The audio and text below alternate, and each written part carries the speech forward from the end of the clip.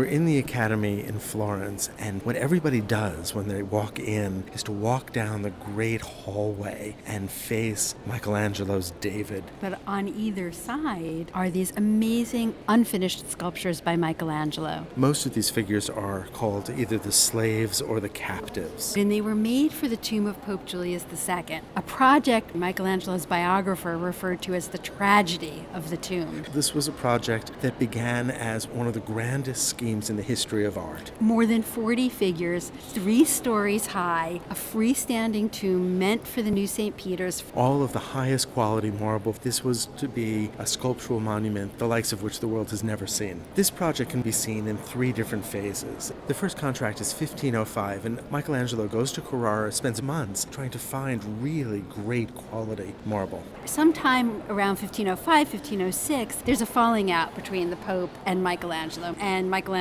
just says, you know what, I'm going back to Florence. Julius II, the Pope, issues an order that Michelangelo better get back to Rome. So the government of Florence has to get involved. And so Michelangelo does reconcile with the Pope. We think of the Pope very much as a spiritual figure, but Julius was a general. He was a warrior. But Michelangelo wasn't interested in the wars. He was interested in his sculpture, and he couldn't understand why the Pope wasn't paying attention. So he gets back to Rome, but the Pope says, what I really want you to do is this project I've had in mind for a while, which is painting the ceiling of the Sistine Chapel. So that occupies Michelangelo between 1508 and 1512. The problem is the Pope dies very soon afterwards. And so Pope Julius's heirs sign a new contract with Michelangelo, asking him to complete a scaled down version of the project. This is phase 2. He finishes Moses and also 2 very emotional and very beautiful figures that are today in the Louvre, the dying slave and the rebellious slave. The problem is that phase 2 is still wildly ambitious, and ultimately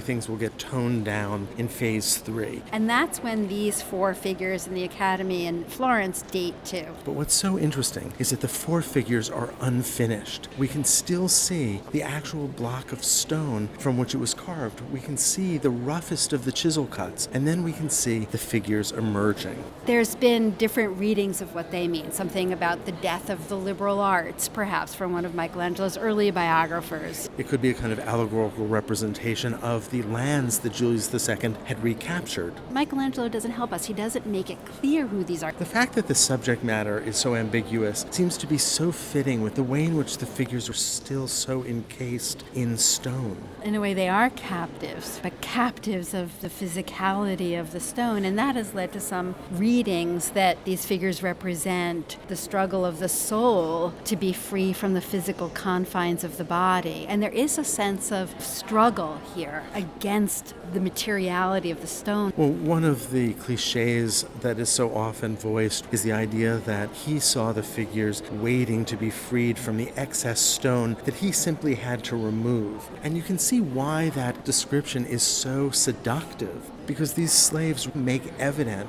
Michelangelo's technique. You can see movement from rough tools to much finer tools. It's true that the stone seems to be part of the idea of the sculpture. And this has led art historians and critics to really think about whether or not leaving the stone was in fact an act that was intentional. These sculptures have had such an influence. If you look at the work of Rodin, of Brancusi, of Isamu Noguchi, all of these sculptors are taking this idea of the form emerging from the natural stone. So looking at that stone, it feels to me solid, but it also feels like atmosphere, somehow made physical. It does remind me of Leonardo's sfumato, the way that Leonardo creates an atmosphere around the figures that blurs the edges so that the figures become part of the darkness around them. This tradition of the heroic male nude is coming out of the Greek tradition, but it has come so far.